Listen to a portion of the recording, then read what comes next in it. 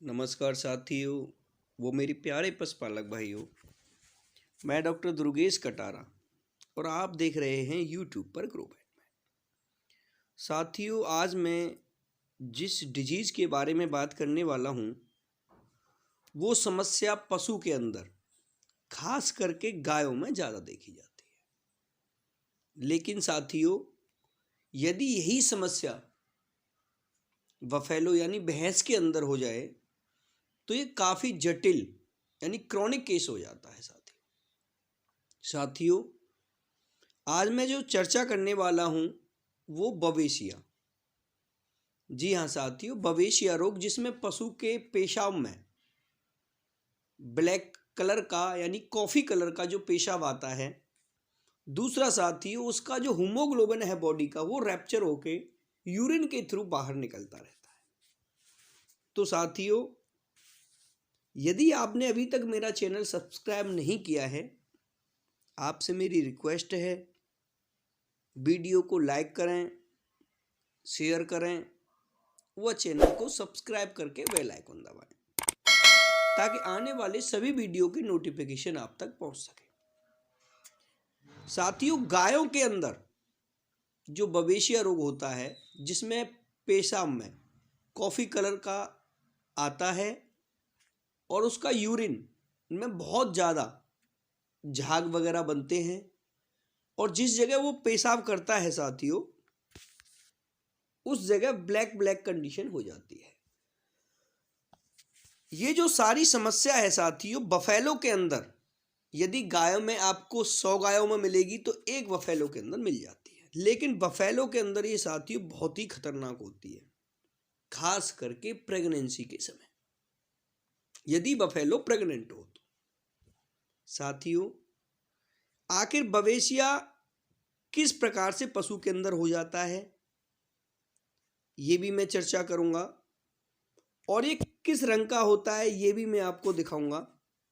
साथियों, ये जो डिजीज होती है ये हमेशा प्रोटोजोअल इन्फेक्शन होता है। जी हाँ, प्रोटोजोआ, इसका मतलब है प्रोटो का जोआ का मतलब है परजीवी। जी हाँ साथियों, एक जीव किसी दूसरे जीव के ऊपर जीवित रहे उसको बोलते हैं परजीवी। जैसे बेफेलो या इंसान एक जीव है, मच्छर, टिक्स यानी किलनी, वो डींगर, वो एक परजीवी है जो एक जीव के ऊपर जीवित रहता है। साथियों, जब ये टिक्स वगैरह हमारी बॉडी में से ब्लड को चूसते हैं तो अपना पैरासाइट उसकी बॉडी के अंदर देते हैं। यही पैरासाइट साथियों हमारी बॉडी में जाकर के प्रोटोजोअल इन्फेक्शन का निर्माण करते हैं। जी हाँ साथियों, और प्रोटोजोअल इन्फेक्शन जो होता है साथियों, उसका जो भोजन होता है वो हमेशा होमोग्लोबिन होता है। होमोग्लोबिन साथियों रैप्चर होता है और उसका भोजन करता है, और जैसे जैसे उसका भोजन करता है तो साथियों वो यूरिन के थ्रू होमोग्लोबिन बाहर निकलता है, जिसका जो कलर होता है साथियों वो इस तरीके का होता है जिसे मैं आज आपको दिखाने वाला हूँ। ये समस्या इस बफेलो के अंदर है साथियों। ये देखिए, इस बफेलो ने हमारे ट्रीटमेंट से पहले साथियों कम से कम 3 से 4 बार इस तरीके का कलर किया। देखिए, ये आप क्लियर देख पा रहे हैं, मैं जमीन पे भी इसको डाल रहा हूं।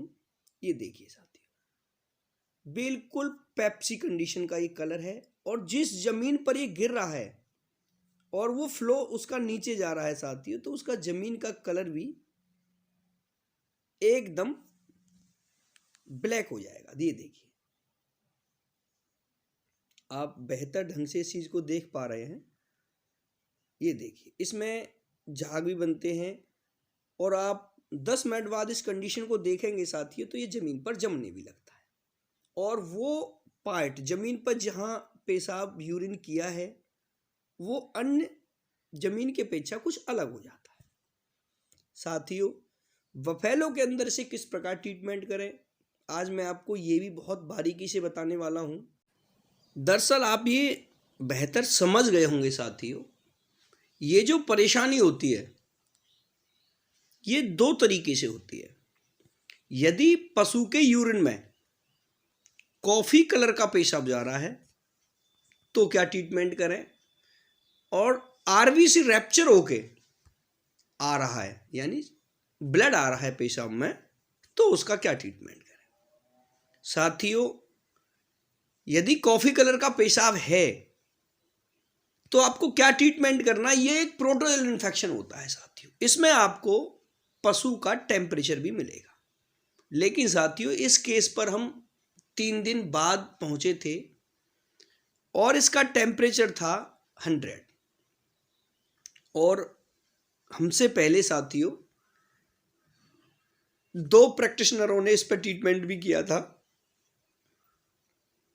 और उसके बाद हमारा जो ट्रीटमेंट था वो क्या था ये आप बेहतर जानते हैं साथियों, कि प्रोटोजोल इन्फेक्शन के अंदर एंटी प्रोटोजोल मेडिसिन लेनी पड़ेगी। और एंटी प्रोटोजोल जो मेडिसिन है वो क्या हो सकती है साथियों, इस केस के अंदर बॉडी वेट के थोड़ा अकॉर्डिंग मेडिसिन को हल्का एक्स्ट्रा दें।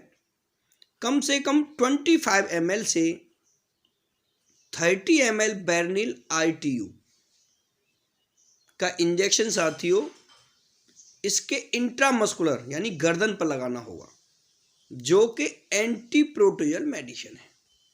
और उसके साथ में क्या ट्रीटमेंट करना है साथियों, यदि आप उसको टेम्परेचर नहीं है तो क्या करना है, और टेम्परेचर है तो क्या करना है। यदि आप मान लीजिए टेम्परेचर है तो वेनिल ITU के साथ में साथियों आपको 30 ml ऑक्सीटेट्रा साइक्लिन, 20 ml मेलॉक्सिकेम पैरासीटामोल और बी कॉम्प्लेक्स, केवल ये इंट्रामस्कुलर लगाना है। यदि उसको टेम्परेचर नहीं है तो फिर उसको ट्रीटमेंट क्या करना है साथियों, डिप के रूप में साथियों आपको लेना है 2 लीटर रिंटोस या 1 लीटर। पशु की अकॉर्डिंग देख लें उसकी स्थिति कैसी है साथियों। मैंने यहाँ लिया 1 लीटर रिंटोस, दूसरा लिया साथियों 2 बोतल DNS। अब इनमें ट्रीटमेंट क्या किया साथियों, रिंटोस के अंदर 15 ml यानी 15 ml ट्राइबीबेट यानी vitamin B1 B2 B6, DNS के अंदर साथियों 30 ml ऑक्सीटेट्रासाइक्लिन IV रूट से दिया। दूसरे DNS में साथियों 30 ml ऑक्सीटेट्रासाइक्लिन IV रूट से पशु को दिया। और इंट्रामस्कुलर में साथियों बेरिनिल ITU 25 ml से लेकर के 30 ml तक, बॉडी के वेट के अकॉर्डिंग आप उसे दे सकते हैं। साथियों ऐसा हो सकता है आपको 24 आवर्स या 36 आवर के बार में भी रिजल्ट कुछ कम दिखाई दें, लेकिन बिल्कुल घबराने की जरूरत नहीं है साथियों।